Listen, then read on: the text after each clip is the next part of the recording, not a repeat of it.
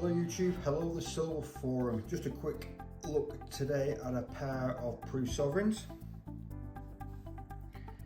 The 2022 Jubilee proof sovereign of Queen Elizabeth II. When these came out, these sold out pretty much straight away. The mintage of these was just over 13,000 if I remember rightly. Nice looking coin. And several months later the PA4 version came out, and at first glance they look identical. The PA4 just means it's double thickness, so the coin is minted with a blank that's twice as thick, but it's also minted with a bit more pressure in terms of, with the coin being thicker, it cannot be actually hit a bit harder, and the design is notably in more high relief than the standard one. It's very hard to see it on here, but the PA4 does pop, and it's not just a lighting, because even when you order it this way around, I think you can see the detail a little bit better. That's just my opinion. So like I said, the sovereign's it's just under 1/4 of a troy ounce of fine gold in that, and the PA4 is just under half of 1 troy ounce. So it is notably, and it is, when you got these in your hands, they are notably more weightier. The PA4s I like. These sort of fall into my I don't care collection, and don't take that the wrong way. I mean, I buy these because I just point blank like them. In terms of secondary market value and sort of reselling and that sort of thing, the PA4s aren't the optimum sovereign to go for, in my opinion, and that's just my opinion, just being honest. In terms of where, even that's double the price and double the thickness, it doesn't necessarily translate that this coin is going to be double the price of that in the secondary market. It doesn't work like that way. The demand for the full sovereigns will always take precedent. It's been the flagship coin now for over 200 years, and I think it will continue that way. Where the PA4, these do fetch quite a bit on the secondary market, but not as much as the fulls, and that's just me being honest, and do your own homework there. But I like these because I like the detail in the coin.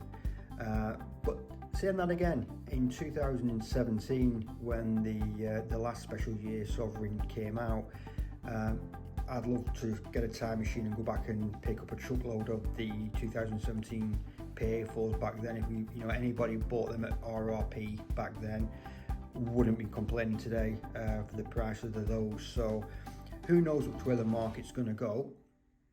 You can see it there, it's double thickness.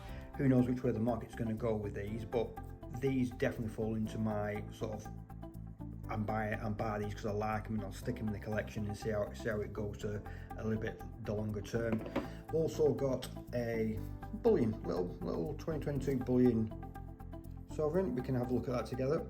It's amazing how many people I speak to who have been collecting precious metals for a good number of years, and they still have not got into gold. There's guys out there who will stack silver to the moon, but yet don't want to, or a little bit put off with gold. I don't know if it scares them or what, I don't know. But these, I mean, I was picking these up for, at the time, what, 334.57 around about, so it's 334, 333, 334, and that's UK pounds. And even now, it's not that many months ago now, these are now retailing, or if you can get them from a dealer, around about 405 pounds. So these have comfortably jumped 21 or so percent, and I'm noticing now, just for the bullion version of these, it's just starting to fetch a little bit additional premium on the secondary market. And for you guys who are not familiar with sovereigns, they're not much bigger than a penny. You've got a penny there about 20 millimeters, or just over, and we have got a sovereign at 22 millimeters, again just over. So I think sometimes people who stack silver may feel they're getting shortchanged, i.e. it's only a small amount, it doesn't look like a big silver bar. So sometimes it can be a little bit, I think, underwhelming for some precious metal collectors. I've done deliberately, I've chucked a sovereign in a couple of mates' hands who are not into PMs, and they're not instantly wowed by it. They would be if I chucked a £5 sovereign in my hand, but I think these can be a little bit underwhelming for some people. But I also collect bullion sovereigns as well, and I think these are a little gem. You can't go wrong.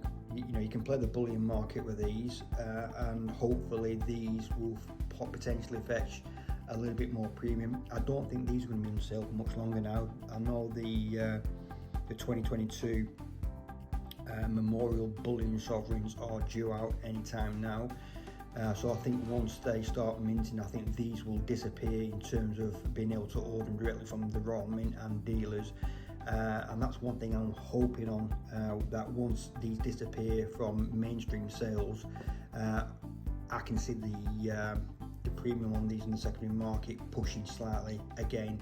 Obviously, who knows which way the gold price is going to go, but I think these will fetch a little bit more premium wise, and I do like them.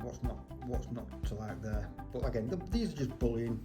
These are just purely made for the trading and buying and selling of gold bullion, but they're quite nice to look at. Nothing like a proof.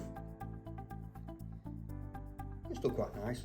So that's just me bantering on about the 2022 Jubilee sovereigns, the full and the PA4, and I can't help looking at PA4. It looks nice. I don't know how this transpires onto film, but it is gorgeous. That before we go, see if we can get zoomed in.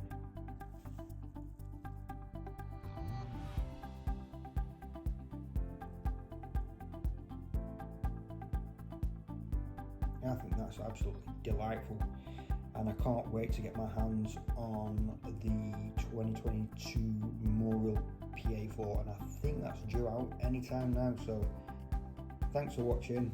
I'll see you again soon. Ta-da.